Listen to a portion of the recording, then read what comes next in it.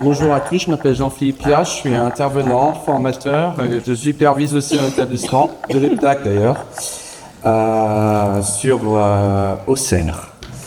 Et je suis aussi diagnostiqué, même si aujourd'hui j'en parle beaucoup moins, c'est pas quelque chose sur lequel je veux rester.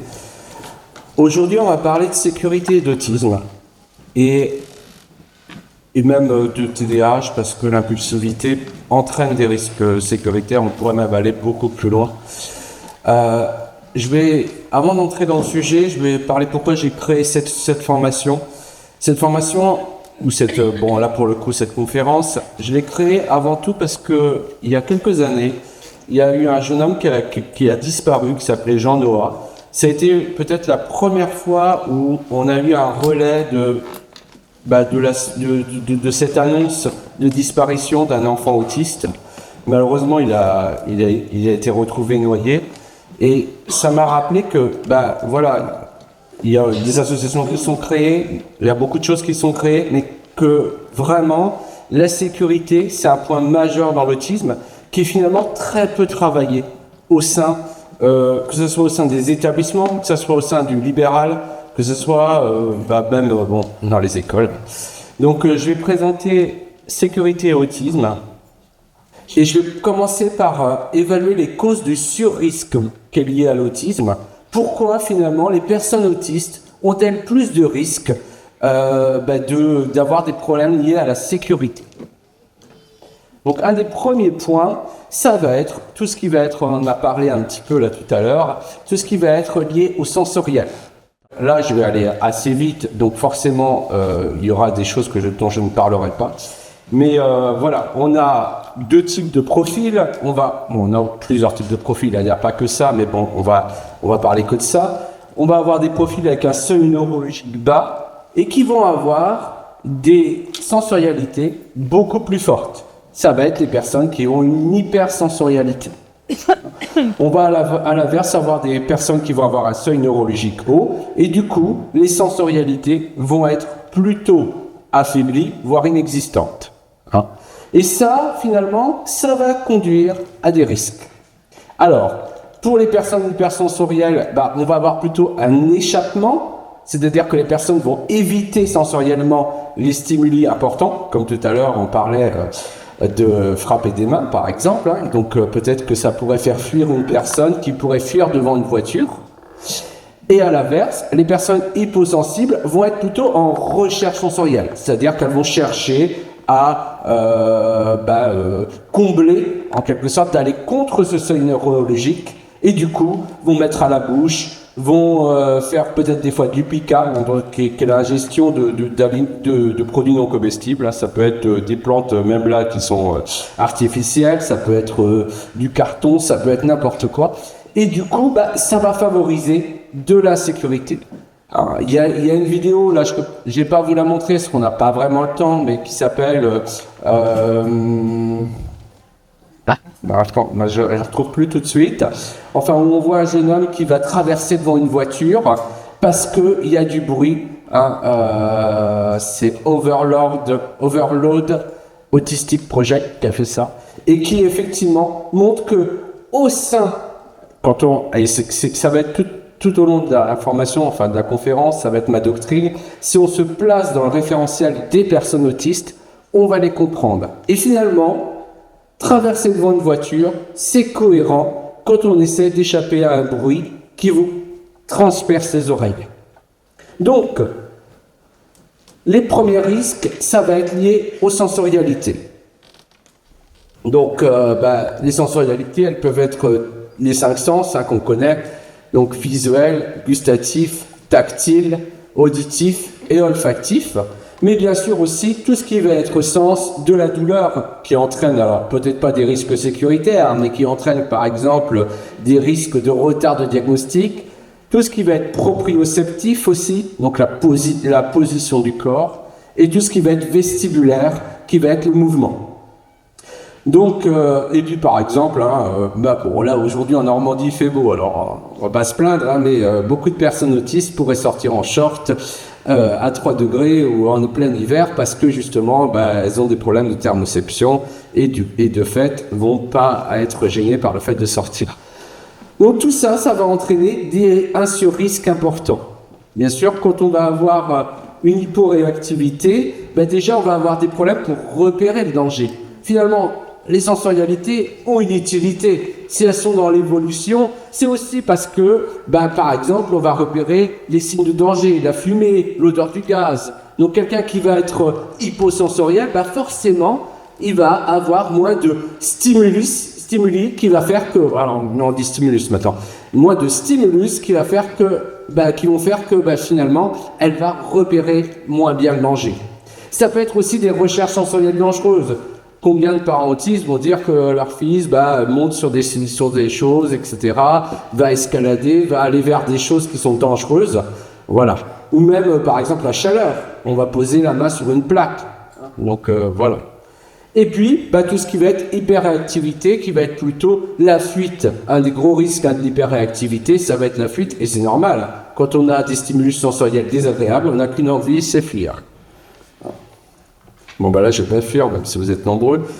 Vous n'êtes pas désagréable, c'est parce qu'il faut le dire. Donc, il y a un autre point qui est important, c'est tout ce qui est fonctions exécutives. Qu'est-ce que c'est les fonctions exécutives ? C'est que quand on a un plan d'action qu'on doit changer. Pourquoi les personnes autistes, finalement, aiment les rituels ?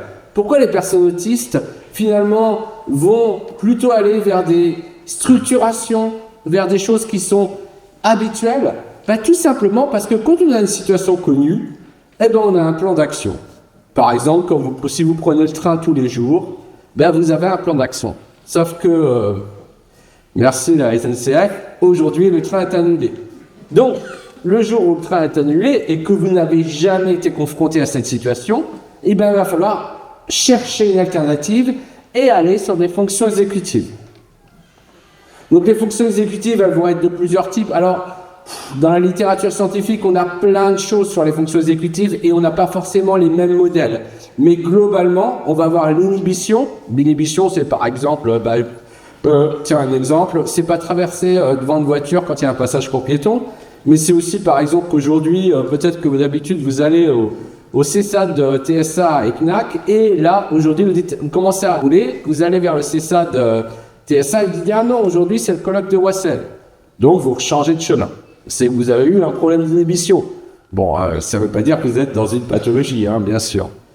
Donc, chaque fois qu'on va avoir des nouveaux apprentissages, qui d'ailleurs expliquent pourquoi, par exemple, on fait de la structuration temporelle, où on met le matin tu te lèves, après tu vas, faire un petit déjeuner, après tu vas au CESAD ou tu vas à l'IME. Tout simplement parce qu'il y a un défaut de planification. On peut avoir des personnes, par exemple, qui vont savoir finalement faire toutes les actions pour se laver les mains, mais qui, pour enchaîner l'action se laver les mains et la diviser en sous-tâches, auront besoin soit d'un visuel, soit d'être guidés.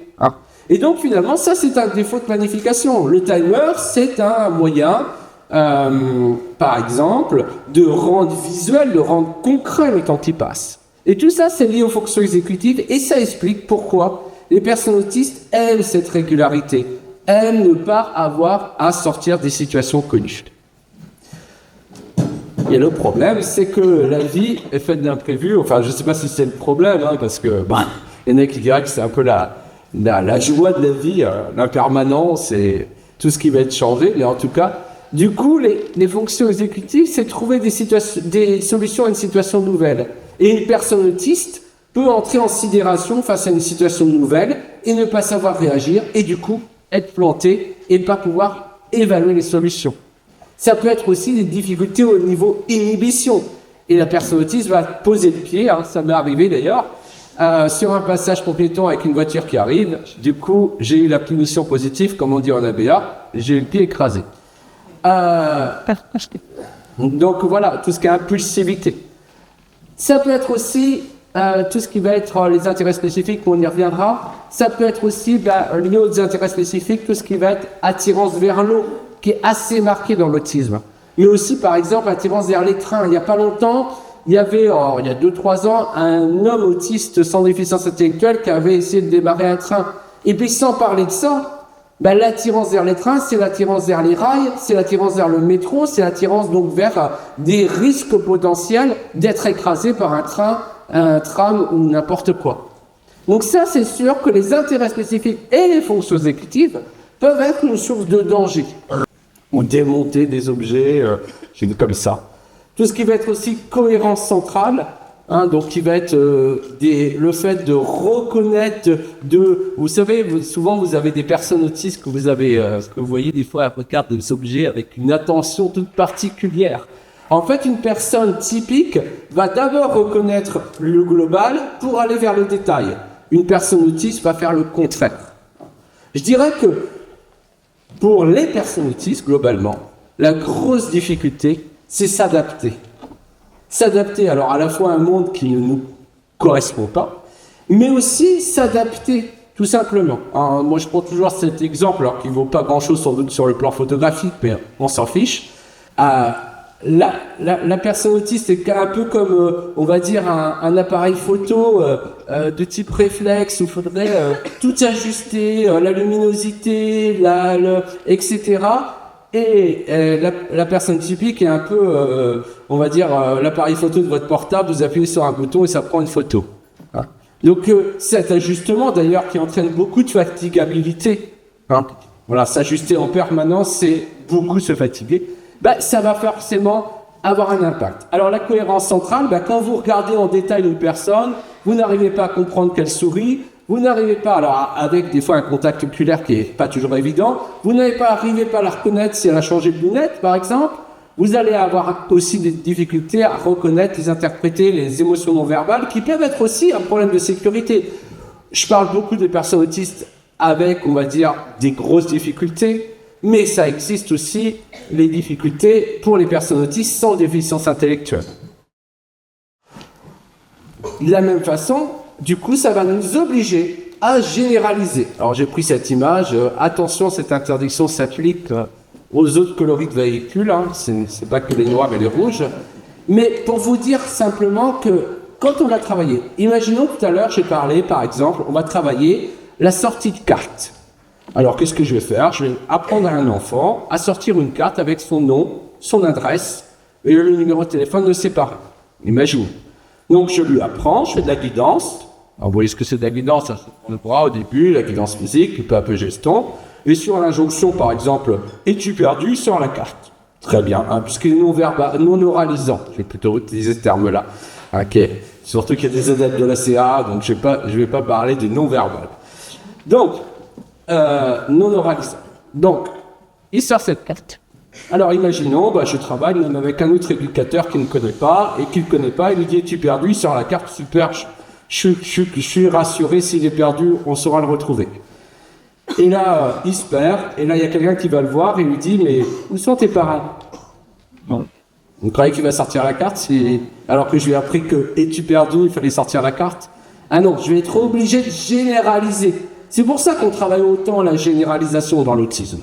On va travailler, bien sûr, tout ce qui va être généralisé, tout ce qui va être généraliser les consignes, dont je viens de parler, généraliser les lieux, généraliser le matériel. Par exemple, j'avais un jeune homme qui savait se laver les mains, mais à l'école, il avait fait un comportement défi, tout simplement parce que il savait se laver les mains, on avait essayé dans plein d'endroits, on ne peut pas rentrer dans le sanctuaire scolaire, mais c'est chasse gardée. Mais du coup, on avait essayé dans d'autres endroits. Je suis un peu ironique de temps en temps, même assez souvent. Donc, ne vous formalisez pas. Ou tant pis. C'est mon autodétermination.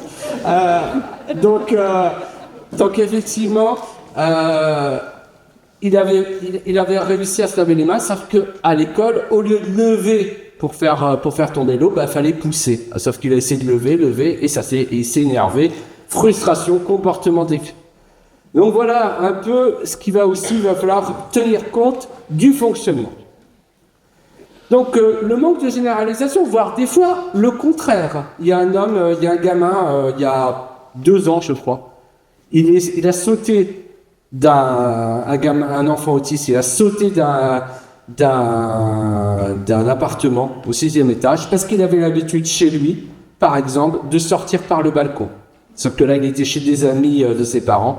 Et il a fait exactement ce qu'il faisait chez lui, qui était un peu... Je crois que c'était dans le même immeuble. Il était chez des voisins. Résultat, voilà. Donc c'est important aussi d'identifier les actions à faire, d'identifier les personnes. On travaillera aussi les cercles sociaux. Qui sont tes familiers? Qui sont les étrangers? Rien que ça, c'est un vrai travail. Avec les cercles sociaux, par exemple. Difficulté à comprendre les contextes et à les adapter en fonction. Et difficulté à comprendre les consignes. Donc les statistiques, elles sont dramatiques. Voilà. Alors les statistiques, je ne les ai pas en France, parce qu'en France, il n'y a pas de statistiques, comme d'habitude. Mais je les ai prises aux États-Unis. Donc, 50% des personnes autistes ont fui au moins une fois avant l'âge de 4 ans. Alors 49% souvent précis. Donc, 26% assez longuement pour que des recherches soient engagées. Et parmi ces 26%, hélas, alors non, de 50 à 80% ont essayé de s'enfuir une fois selon les parents. Et parmi ces 26%, un tiers des cas de fuite se finit par un décès. Il faut savoir, malheureusement, je suis désolé, j'ai beaucoup de parents, enfin de famille ici, mais en fait, savoir, c'est accompagner. Aujourd'hui, l'espérance de vie des personnes autistes est réduite. Alors, c'est très dur d'avoir des statistiques précises, mais on va dire de plus de 20 ans pour les personnes autistes dites sévères. Alors après, c'est question de savoir si on dit sévère ou pas. J'ai envie de dire, c'est des questions, quand on a un enfant autiste, dont on se fiche complètement, et je le comprends tout à fait. Voilà, tout à l'heure, j'ai entendu porteuse d'autisme. Par exemple, je sais que des personnes autistes ne supporteront pas le porteuse d'autisme et préféreront personne autiste. Bon, après, très honnêtement, pour la population dont je parle, clairement, le truc, c'est qu'on les met dans un rond-point ou dans un carrefour. Elles ont une espérance de vie de quelques minutes, 1 minute, 2 minutes, avant de passer devant une voiture, pas parce qu'elles veulent mourir, parce qu'elles n'ont pas conscience du danger. Donc, un tiers des cas de fuite pour reporter à la police finit par un décès. Donc, c'est pas un truc anodin, c'est pas un truc dont on doit, et j'ai envie de dire malheureusement, alors moi je travaille aussi dans un IME, mais que ce soit dans tous les IME où j'ai vu, alors je suis désolé là, je sais que j'avais créé un statut que ça n'avait pas trop plu, mais par exemple, à la sortie, au moment des taxis, au moment où les taxis viennent, des fois c'est un tel problème, c'est-à-dire qu'on ne sait pas ce qui se passe, il y a des taxis partout, etc. Les portes sont ouvertes, par exemple, c'est l'un des moments clés où il pourrait se passer un drame. Et tous ceux, je suis désolé, c'est pas pour dire, mais tous ceux qui travaillent en IME le savent. Alors c'est vrai que c'est un moment où on fait plus attention, bien sûr, mais c'est aussi un moment de fin de journée, c'est aussi, voilà. Donc c'est dans ces moments-là où effectivement, il y a un risque de fuite. Un risque de fuite pas volontaire. La personne autiste se retrouve seule à un moment, elle ne sait plus quoi faire. Elle se dit, tiens, je vais rentrer chez maman, et elle va partir toute seule. Pas parce qu'elle a envie de fuir, mais parce qu'elle ne se rappelle plus, elle ne sait plus quoi faire. C'est un contexte où les fonctions exécutives sont sollicitées, et où la personne fait ce qu'elle sait faire. 65% des personnes rapportent que leur enfant autiste n'a pas conscience du danger. Et je pense que beaucoup de parents ici pourront le dire, beaucoup de professionnels aussi, oui, beaucoup d'enfants autistes peuvent traverser devant une voiture, non pas parce qu'elles ont envie de fuir, elles ont envie de mourir, mais parce qu'elles n'ont pas conscience qu'elles peuvent... Alors, je parlais d'un intérêt spécifique, mais par exemple, j'ai un jeune homme, il adore le bruit des vitres qui baissent. Et du coup, il va se précipiter vers la voiture quand il y a des vitres qui baissent, tout simplement, parce que c'est sensoriellement agréable. Et là, on revient sur la recherche sensorielle. Voilà. Alors, quels sont les risques ? Les risques, accidents domestiques, bien sûr, comme tout enfant, mais comme malheureusement parfois, comme des adultes autistes peuvent avoir. Les fuites avec le risque de noyade, d'errance, et puis les risques liés à des tiers. Par exemple, j'ai envie de dire, même si votre enfant autiste est sans déficience intellectuelle, imaginez, je l'attends à la fin de la journée, et je vais le voir, je lui dis, tu sais, ta maman m'a dit que je devais venir te chercher. Parce que je pense que moi, en tant que personne autiste enfant, il n'y aura aucun problème pour que je le suive. Hein. Je veux dire, et je pense que pas mal de personnes, même avec une, voilà. Donc si vous voulez, ça se travaille. Alors à la fois, hein, je parlais de généralisation, de risque de surgénéralisation. Je me souviens d'une maman qui m'avait dit une fois que sa fille, elle avait dit à sa fille, tu ne parles pas aux inconnus. Et puis elle racontait que l'institutrice remplaçante lui a demandé si elle était mutique. Bah non, en fait, elle voulait pas parler aux inconnus, et l'institutrice remplaçante en faisait partie. Hein. Donc forcément, ça arrive des choses comme ça. Hein. Donc ça, c'est le risque de surgénéralisation, mais vaut mieux cette surgénéralisation que d'autres surgénéralisations. Alors pourquoi fuit-il? Il peut fuir tout simplement parce que quand il fuit, alors je parle plutôt pour des personnes autistes, par exemple non oralisantes, il obtient de l'attention. Il a remarqué que chaque fois qu'il fuit, il obtient de l'attention. Et des fois, dans les établissements, alors je dis des fois du mal du médico-social, hein, je suis désolé, mais c'est pas lié au médico-social, c'est lié aussi à la pénurie de personnes qui font que parfois, on n'a pas beaucoup d'activité. Parce que l'activité, elle est liée aussi aux moyens. Donc, parfois, fuir, c'est un moyen d'attirer l'attention des éducateurs. Et combien de fois on voit un gamin qui fuit, l'éducateur qui court après, et lui il est tout content, il rigole, on l'entend même rire des fois. Hein. Donc ça peut être ça. Ou alors, voilà. Pour obtenir du sensoriel, il y a quelque chose d'agréable, je sais pas, un oiseau qui chante, peut-être autre chose. Il y avait un jeune homme dans un phare qui fuyait parce qu'à côté il y avait un courte-paille et il adorait casser du verre. Ah.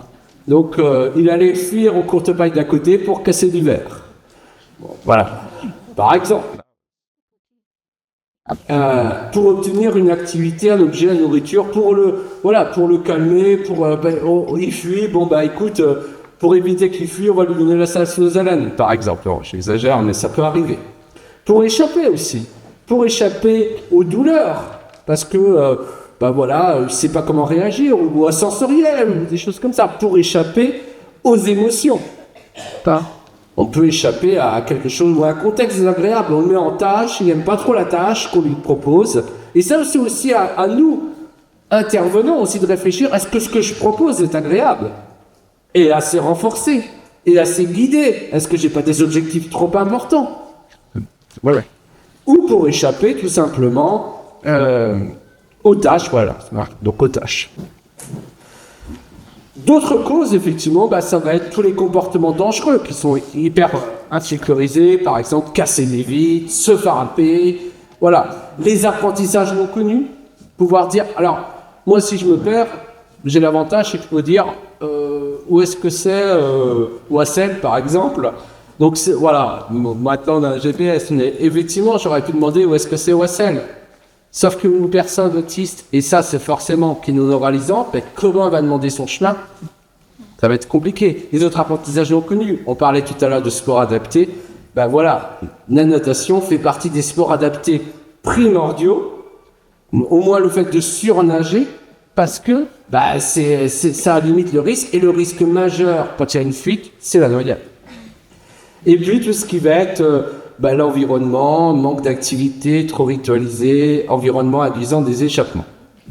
Et puis, il y a aussi parfois de la communication qui peut être... Si je demande à une femme autiste, peut-être, ça te dirait de boire un dernier verre chez moi, si elle a soif, elle va me dire oui. Et de fait, elle va peut-être se retrouver... Alors, ça ne justifiera rien du tout, mais de fait, elle va peut-être se retrouver dans une situation dangereuse parce qu'elle n'a pas compris l'intention, parce qu'elle n'aura pas vu peut-être la communication non verbale, parce qu'elle ne connaîtra pas ce rituel plus ou moins séductif, ridicule, qui est ça dirait de boire un dernier verre chez moi. Et tout ça, ça va la conduire dans un problème qui pourrait être insécuritaire.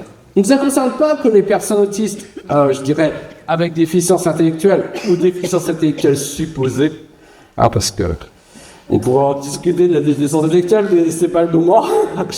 Mais disons que ça pourrait être des difficultés à identifier les intentions. Donc, tout ce qui est particularité de communication Difficulté à demander de l'aide, difficulté à demander où la personne habite, difficulté à dire non. Combien de fois? Et quand on travaille avec une personne autiste, quand on est intervenant, qu'est-ce qu'on lui apprend? On lui apprend à obéir. Alors, on va dire que c'est la coopération en ABA. Mais en vérité, c'est souvent la compliance. C'est pas la coopération, c'est la compliance. Donc, on va lui donner une tâche. S'il fait une tâche, c'est bien. Sauf que, à un moment, il va falloir lui apprendre à dire non. Notamment quand c'est une fille ou une future femme, mais pas que. Donc, voilà, on parlera tout à l'heure d'autodétermination, mais dire non, ça fait partie de l'autodétermination. Difficulté à décrypter les intentions, difficulté à différencier inconnu famille. Alors, vous allez travailler. Aujourd'hui, alors que jusqu'ici Max acceptait de se rendre avec d'autres enfants en taxi, alors je ne vais pas dire aux femmes, on va dire, parce que les enfants ne vont pas aux femmes en général, on va dire à l'UMA, ce qui est la maternelle autisme. Aujourd'hui, il a voulu fuir et s'est détaché. Poser des hypothèses de travail pour expliquer ce comportement. Est-ce que vous avez des idées de ce que ça pourrait être? Pourquoi il a voulu se détacher aujourd'hui alors qu'il est allé à l'UMA, ça se passait super bien? Est-ce que quelqu'un a des idées? Allez-y, soyez... Et on m'a demandé si c'était participatif, alors voilà, c'est le moment de le démontrer. Oui, allez-y. Un changement, une hypothèse cognitive, changement de taxi, changement de voie parce qu'il y a des travaux, changement, etc. Toujours dans une hypothèse cognitive, mais voilà. Donc ça va nous obliger à se poursuivre. Alors, je sais pas d'appui pour mon livre, mais si j'ai appelé devenir détective de l'autisme, c'est parce qu'on est des détectives. On va devoir comprendre la personne autiste pour comprendre son comportement et intervenir. Allez-y, d'autres idées? Allez-y. Il a mal dormi ou il est fiévreux. Alors ça c'est aussi important, tout ce qui est trouble, constipation, etc. D'autres, il y avait des idées là, pareil. Oui. Changement de rêve. Très bien. C'est toujours dans le cognitif. Voilà, il y a un peu de sensoriel là, mais il pourrait y avoir, par exemple, imaginez, allez-y. Oui, c'était pas annoncé à la météo. J'ai pas entendu ça. Oui, c'était pas annoncé à la météo. Oui, un changement. Là, on est toujours dans l'hypothèse cognitive. Alors, il y a aussi des hypothèses sensorielles. Imaginez, le taxi a changé de parfum, ou le taxi a fumé, il a ouvert les fenêtres. Mais imaginez une personne qui est hyper sensorielle. Des fois, on change de lessive et la personne vomit. Donc, il a changé. Et puis, il y a une hypothèse que personne n'a dit, mais il pourrait très bien ne pas supporter les cours à l'UMA, comme tout enfant. Et j'ai envie de dire, puisque je suis un peu dans la militance, quel enfant de moins de 6 ans fait 1 heure de taxi en allant chercher 50 gamins avant lui, 3 gamins avant lui, pour aller en maternelle ou en élémentaire? À part des personnes en situation de handicap, personne ne fait ça. Et si on mettait un enfant non autiste dans ces taxis-là, pas sûr qu'il n'aurait pas envie de se détacher. Hein? Donc ça peut être aussi, j'ai envie de dire, aussi réfléchir à nous. Comment on peut aussi des fois, alors malheureusement, on ne va pas apprendre à un enfant à ouvrir une porte avec une clé, on ne va pas apprendre à un enfant à ouvrir une ceinture de sécurité, sauf le jour où on sait qu'il a conscience du danger. Donc comment on va favoriser la sécurité dans l'autisme? Trois choses. On va travailler des apprentissages de compétences, on va travailler un environnement et on va travailler des réponses efficaces. Ça va être vraiment nos 3 points. Et les 3 points sont conjoints. Alors, je vais assez vite, mais comment on va avoir quand même des difficultés? Malheureusement, heureusement peut-être, mais on ne peut pas simuler des accidents.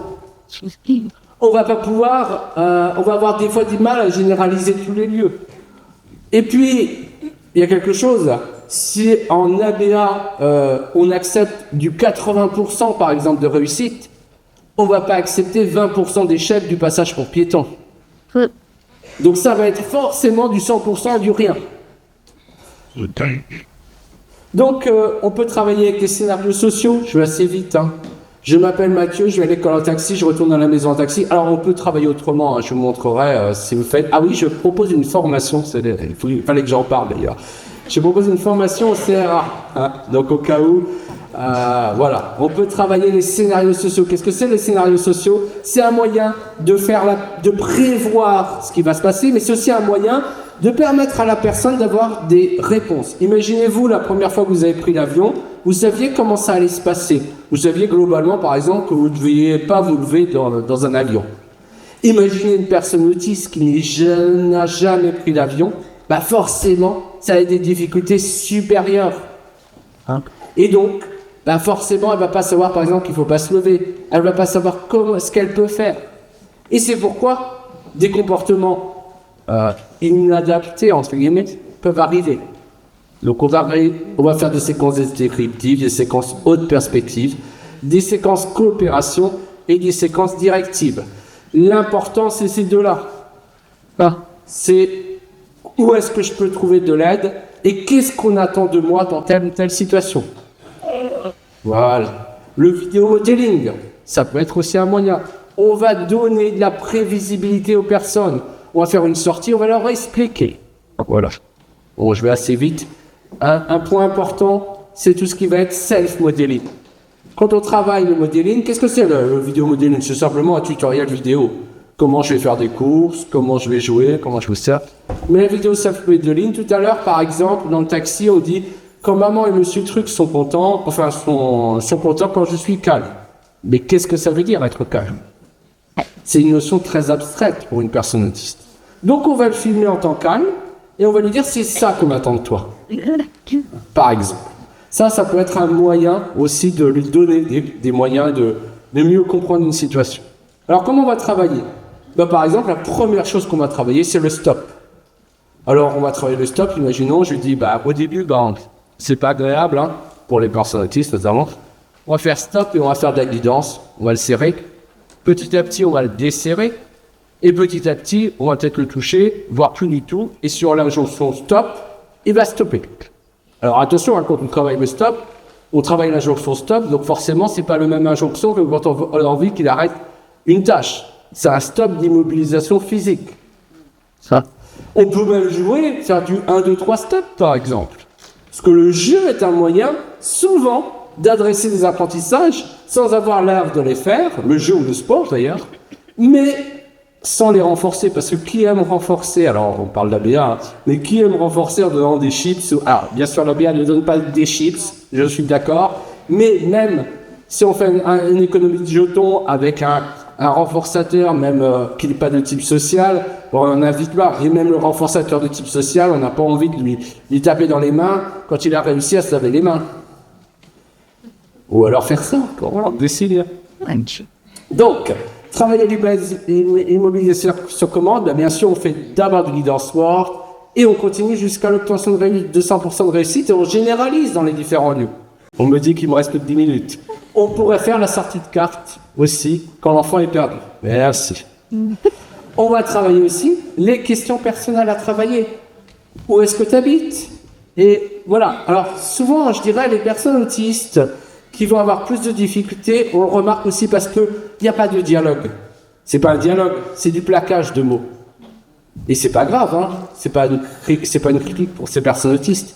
Mais c'est vrai qu'on va pouvoir travailler ça, alors ça permettra aussi une forme de dialogue, mais c'est sûr qu'avant tout, c'est pour travailler des questions personnelles. On peut lui apprendre à identifier où est-ce qu'il se trouve.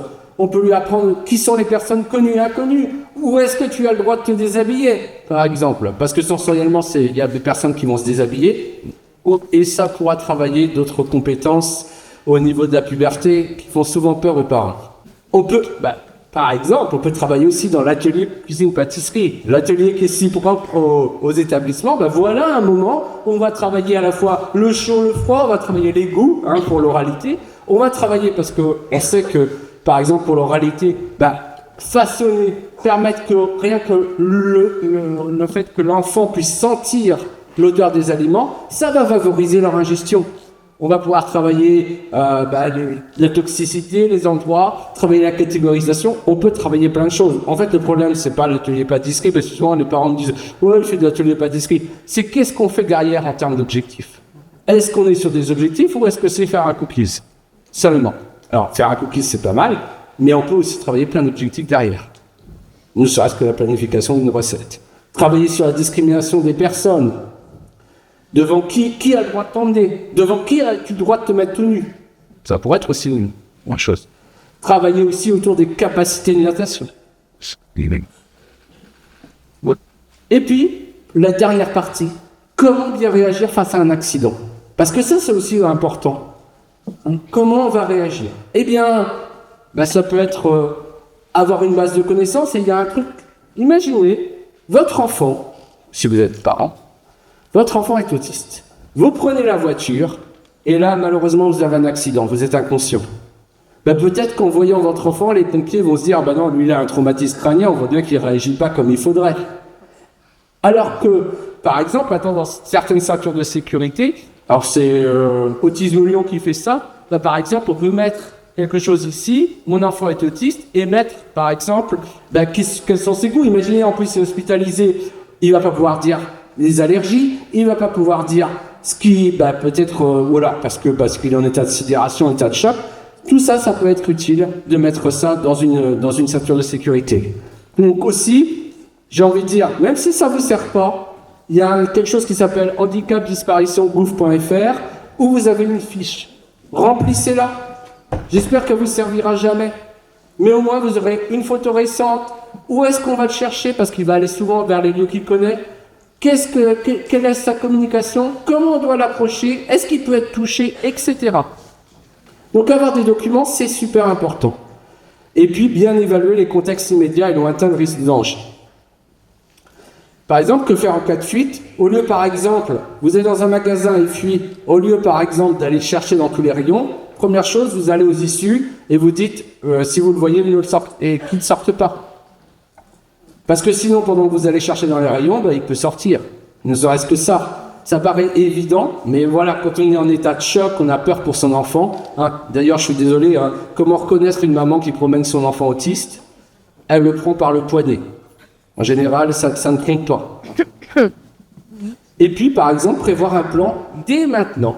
Qui va rester, par exemple, aux femmes, ou si c'est un établissement, qui va partir, qui va chercher, etc. Et puis, moi, avec ma co-autrice, on avait travaillé sur un cahier de communication.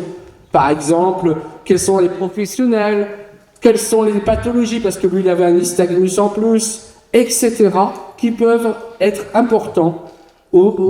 Si Maxime, hein, on avait même travaillé un QR code. Il a un QR code, Maxime, sur son sac, il se fait scanner et on sait où il va, on sait où il habite, etc. Ça peut être aussi une solution à la carte. Hein. Alors bon, en tant que professionnel, à moins qu'on ait envie d'avoir des ennuis avec la CNIL, on va pas le faire, mais en tant que parent, on peut le faire. Et puis sécuriser la maison, c'est aussi important. C'est très important. Mettre les objets toxiques, tant qu'il n'arrive pas à les catégoriser, hors de portée, etc. Voilà. Il y a aussi tout ce qui va être GPS. Avec le problème du GPS majeur, comment le garder GPS. Hein, c'est le plus gros problème du GPS. Voilà. Alors, et les GPS sont intéressants. Alors, on va arriver sur la conclusion. Je suis allé un peu vite à la fin parce que ça va, voilà. Mais ce qui est important, en fait, c'est de prendre ce problème majeur de la sécurité en compte. C'est pas quelque chose d'anecdotique. La sécurité, ça se travaille. La sécurité, ça va effectivement de l'immobilisation sur commande jusqu'à comprendre la communication dans les situations peut-être séductives, dans les situations à risque. Et les personnes autistes sont plus à risque. À risque de harcèlement, à risque de racket, à risque de viol. Hein. On est sur des populations autistes femmes qui vont avoir, alors c'est des reports des auto-questionnaires, mais on va être sur des 90% d'agressions sexuelles. On est sur des populations qui sont franchement à risque, et ce travail-là, il faut le faire. À l'heure où on parle aussi du consentement, c'est hyper important. Alors le consentement, hein, ça se travaille aussi bien du côté de donner son consentement, que du côté de comprendre le consentement d'autrui. Alors, ça peut être aussi quelque chose qui peut être difficile chez les personnes autistes qui ont des difficultés au niveau théorique de l'esprit. En tous les cas, c'est un travail à mener. Alors, en conclusion, donc quand on travaille sur la sécurité, on travaille sur 3 points. Le premier point, la création d'un environnement sécuritaire. Et ça, c'est important. Le deuxième point, le travail des compétences sécuritaires. Et en troisième, un plan d'action qu'on a déjà préparé pour réagir au plus vite, puisqu'on sait que plus on réagit vite, plus on a des chances que la personne autiste. Alors par exemple, dernièrement, moi je fais partie de groupe de sécurité, et il y avait un jeune Il était d'Aubervilliers, je ne sais pas si vous voyez, enfin c'est en région parisienne, et on l'a retrouvé en Suisse. Il est non-verbal, on ne sait même pas comment il est passé d'Aubervilliers en Suisse. On ne sait même pas ce qu'il a pu avoir, avec tout ce que ça peut comporter de problématiques. Parce que c'est un enfant non oralisant, donc qu'est-ce qui s'est passé? La sécurité, c'est un thème majeur. On doit travailler aussi bien en établissement, en libéral, en tant que parent. Et puis, on peut aller des compétences basiques à des compétences qui peuvent aller d'autonomie, de tri des médicaments, de tri même de date de limitage des DLC. Ça peut aller vraiment sur des choses, et notamment ces questions de consentement et ces questions qui sont hyper importantes et que l'on travaille. Alors, que l'on travaille dans les établissements, mais qui sont aussi, qui entrent en collision, notamment l'autodétermination, qui entre en collision avec la sécurité et avec la culture de l'établissement, ou la culture du l'enfant autiste doit faire les tâches qu'on lui propose. Et ça, c'est aussi important d'y réfléchir, comment trouver cette juste nuance entre sécurité et autodétermination. Ça sera l'occasion d'en parler après, puisque je fais la prochaine conférence, juste après. Si vous avez des questions, n'hésitez pas. Merci Jean-Philippe pour cette présentation sur la sécurité, un sujet qui nous est cher et important. Je rappelle, nous avons parmi nous Julie Bali, responsable de la formation au Centre de ressources autisme, que le Centre de ressources autisme organise une journée de formation avec Jean-Philippe Pia sur la sécurité.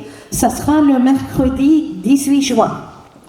Donc, je m'adresse aux professionnels, n'hésitez pas à vous inscrire. C'est ouvert également, il y a quelques places pour les familles et les personnes autistes. Donc, Julie aura l'occasion l'après-midi de nous en parler. Est-ce qu'elle a des questions? N'hésitez pas. Est-ce que vous avez des questions? Bonjour, je voudrais que vous reparliez légèrement sur tout ce qui est handicap et sécurité des jeunes. Vous en avez parlé après vous avez parlé du GPS handicap. Donc, juste avant, vous avez parlé du handicap et vous avez donné un site et on n'a pas pu le... Alors, en fait... oui, d'accord. Est-ce que vous voyez où je veux en venir? Oui. Alors, de toute façon, la présentation sera dans le Padlet, mais pour en revenir, alors, pour le handicap, effectivement, aujourd'hui, en termes de GPS, donc c'était sur Toupie, ils ont fait une étude sur le handicap et GPS, plutôt des retours par rapport au GPS, sachant que le problème majeur du GPS, c'est comment le faire garder à la personne autiste, parce que, par exemple, elle ne porte pas de montre, et en même temps le recharger convenablement. Alors il y en a qui utilisent beaucoup des AirTags, ça marche plus sur Paris parce que les AirTags je crois sont plutôt il faut qu'on trouve un autre AirTag, etc. Donc ça marche plus sur Paris que sur la province. Sinon en termes de GPS, on peut utiliser, alors même maintenant il y en a qui le font dans la doublure ici. Il y a beaucoup de choses qui existent dans la sécurité. Alors je voulais m'entendre avec Optoys ou avec AFD pour proposer des choses. Il y a par exemple il y a un t-shirt qui se gonfle automatiquement quand il est en contact avec de l'eau, par exemple. Ça pourrait être quelque chose, un des outils. Alors bien sûr, ce qui ne va pas nous empêcher de travailler la nage, mais qui est aussi, parce que le problème qu'on va avoir, c'est que la personne a un intérêt spécifique pour l'eau, elle va plonger avec tous ses vêtements. Elle va pas, Donc de toute façon, même quand on lui a appris à nager, dans une eau froide, on sait que c'est pas la même chose que de travailler la nage dans la piscine. Donc ça, c'est aussi important. Alors, on en reparlera sur l'autodétermination, mais aussi bien sûr développer la communication. Ça va être un point majeur qui va aussi favoriser la sécurité. Bien sûr. Ma question est, est-ce que vous formez justement à la sécurité des forces de l'ordre, genre les policiers municipaux qui courent après les enfants?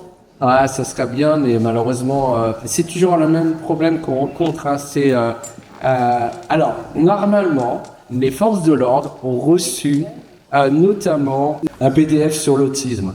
Mais on imagine bien que même si... Alors, parce que je l'ai demandé, ils ont reçu par mail en même temps que ce que je vous ai dit, le disparition.handicap.gouv.fr. Donc effectivement, ils sont normalement un petit peu sensibilisés. Sauf que, je suis désolé, quand on est policier ou quand on est un professeur, les PDF, on en reçoit des tonnes, on va pas tous les lire. Donc effectivement, idéalement, ça serait bien de former à la fois les pompiers, parce que quand il y a des incarcérations des voitures, etc., ou quand il y a des problématiques particulières, à la fois les pompiers et à la fois la police. Oui, c'est un petit peu dans la même idée. Est-ce que les soignants, par exemple dans les hôpitaux, les gens qui vont opérer ou qui vont intervenir de manière médicale sont au courant des particularités sensorielles et par exemple, je pense au seuil de douleur ou exactement. Ça. Ouais. Alors après, il y a des échelles non verbales comme la GDDI ou le SDA qui ont été développées notamment par J.A. Saravan, qui est le médecin maintenant à la retraite qui a parlé de médecine et d'autisme. Mais malheureusement, même après lui, il n'y a personne aujourd'hui. Je le vois encore tagué quand il y a des problèmes médicaux. On est encore là. Et effectivement, c'est un vrai problème parce qu'il y a les sensorialités, donc les échelles de douleur, mais il y a aussi, par exemple, il y a une maman qui me disait, elle me dit, pour mon chien, quand je vais chez le vétérinaire, on parle mieux, on lui parle plus de ce que le vétérinaire va lui faire qu'on parle à mon fils non-verbal, non-oralisant, de ce qu'on va lui faire comme examen. C'est pour vous dire où on en est. Alors, voilà. Et pourtant, je parle de ça parce que je l'ai vu, et pourtant, c'est un enfant polyhandicapé qui est en Belgique, et avec qui elle avait travaillé, c'était la première fois que je voyais ça, il faisait du pod avec son nez. Donc, il communiquait avec son nez en faisant du pod. C'est pour vous dire, parce que niveau contact oculaire, comme il avait été un contact oculaire déficient, il ne pouvait pas utiliser les commandes oculaires, mais il faisait du pod avec son nez. Donc, c'est pour vous dire que voilà, il avait passé l'équivalent du brevet, là. En France, il n'aurait pas passé l'équivalent du CP. Faut dire la vérité. Voilà. Mais pour vous dire que, voilà, même des enfants qui ont pourtant une communication, on va pas leur parler. Parce que ils sont oralisants, c'est pas comme si on avait à lui expliquer. Et même pour des personnes autistes sans déficience intellectuelle, combien voudraient qu'on leur explique ce qui va se passer, les examens, etc., leur parler. Et même ça reste compliqué. Alors bien sûr, en plus, dans un monde médical et médico-social aussi, dégradé, voilà, c'est compliqué. Et dernière question, une autre question. Mais je suis d'accord, les soins, ça devrait être travaillé, mais effectivement. Alors après, il y a tellement de développement. Normalement, on parle du PICA, on parle de tout ça, donc de toutes ces problématiques qui peuvent être importantes chez les personnes autistes, effectivement, dont les soins font partie. Travailler les soins, c'est super important. Vous avez parlé des AirTags tout à l'heure. Oui. Et en fait, il y a une fiche, depuis 2022, il y a une fiche de prévention pour la disparition des personnes autistes ou déficientes qu'elles sont censées remplir et porter sur elles. Est-ce que vous avez un retour là-dessus, voir si effectivement c'est un dispositif qui a été mis en place et qui fait ses preuves ou pas? Franchement, aujourd'hui, alors moi, je relève beaucoup de disparitions. Je dirais que pour l'instant, rien n'a fait ses preuves. Ce qui fait ses preuves, c'est relayer, déjà. Alors, je vous encourage à aller, par exemple, sur Sécuritisme ou sur des choses comme ça, sur Facebook. On partage énormément de disparitions. C'est ce qui fait à mon avis, qui a le plus d'impact. Mais aujourd'hui, vraiment, un des gros problèmes, à mon avis, c'est que ce n'est pas un domaine qui est travaillé. Alors oui, les compétences scolaires sont importantes, de travailler les compétences scolaires. Ceci dit, on pourrait se poser la question, et je vais conclure là-dessus, aussi, quand on a un enfant de 12 ans, qui est non-moralisant, qui n'a pas d'autonomie de type, je sais pas moi, continence, etc., est-ce que ça sert encore de travailler l'appariement de couleurs, comme je le vois trop régulièrement? Ça serait une question à se poser, alors que des compétences de sécurité et des compétences de communication seraient, à mon avis, beaucoup plus utiles pour son bien-être futur. Voilà, bien entendu, il ne s'agit pas de repousser les compétences académiques, mais d'y réfléchir. Et d'ailleurs, les compétences académiques pourraient s'y travailler plus tard. On travaille à tout âge. Moi, j'ai appris à éplucher une pomme à 35 ans, tout arrive. On me dit d'annoncer une pause de 5 minutes pour que je me repose. Et là, votre détermination, c'est de pouvoir applaudir ou de frapper des mains. Ça sera le prochain sujet.